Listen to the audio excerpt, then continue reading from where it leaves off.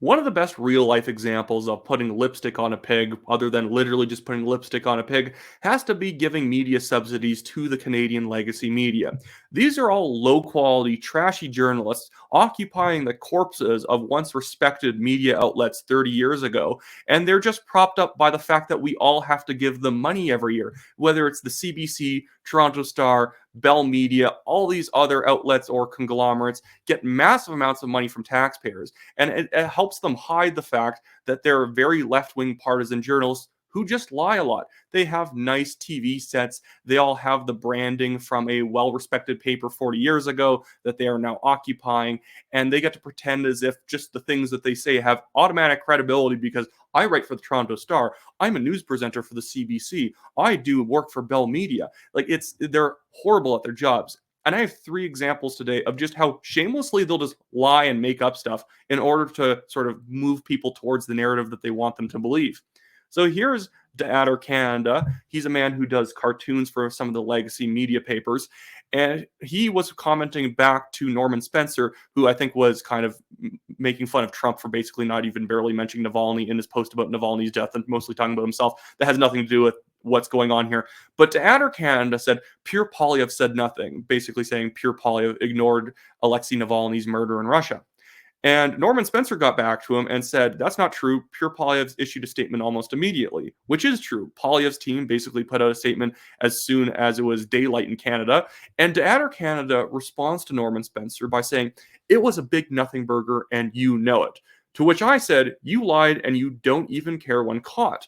And I think that is a perfect example of how so many in the legacy media in Canada operate. They will push something that they know is false. They'll go up to Polyev and say, you're dog whistling to the far right, or you're taking a page out of Trump's playbook, or you're trying to push conspiracy theories. And when confronted with their like stupid questions saying, do you have anything to actually substantiate that? They get all indignant. They try and run away from their initial question, and then they accuse someone like Polyev of bullying them after. And they do this all over the place.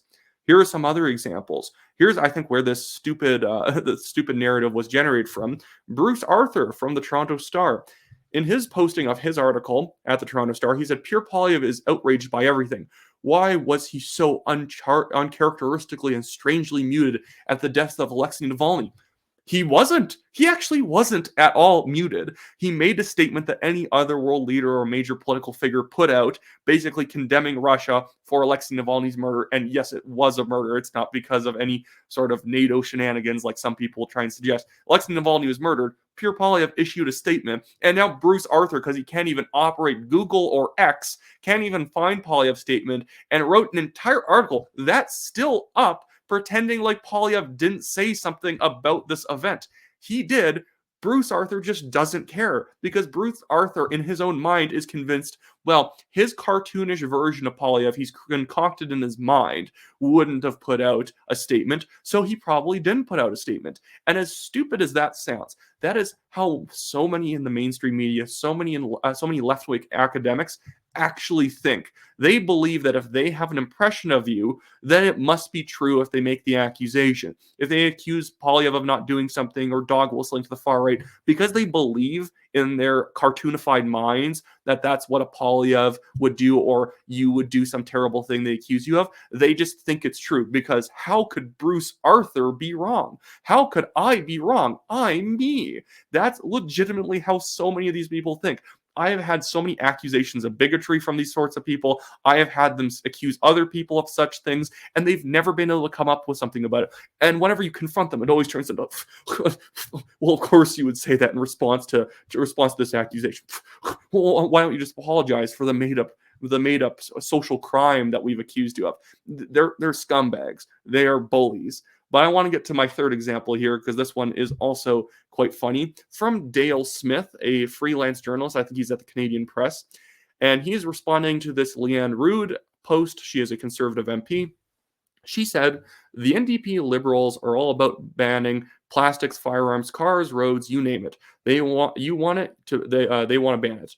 You know what Conservatives will ban when we form government? We will ban anyone who has anything to do with the WF Globals from having any role in our government.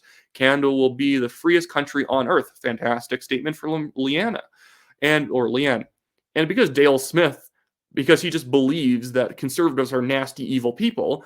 He responds to this as a supposedly objective journalist in the mainstream media says, once again, the quote WEF globalists thing is an anti-Semitic dog whistle, and the conservatives keep using it and acting surprised at the rise of anti-Semitism.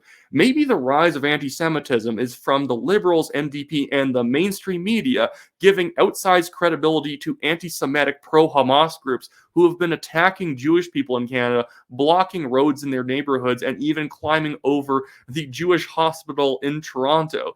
No, that's you guys doing that.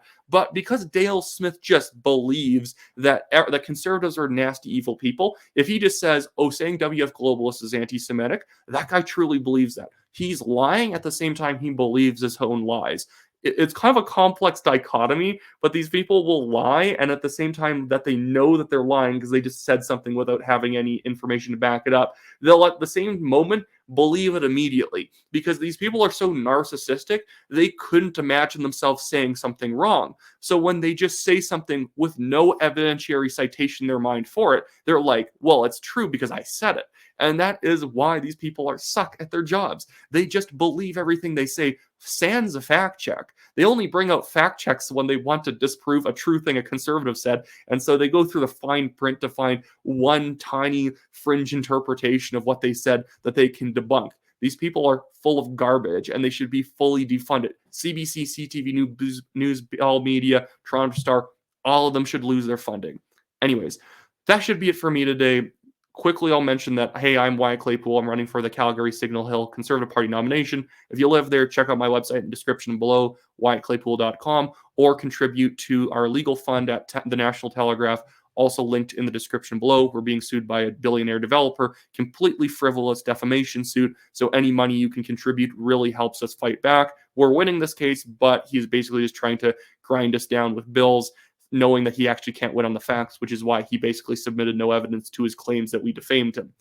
Anyways, that should be it for me today. I'll be back later today, probably with a live stream or any other sort of content I think up while I walk around my house.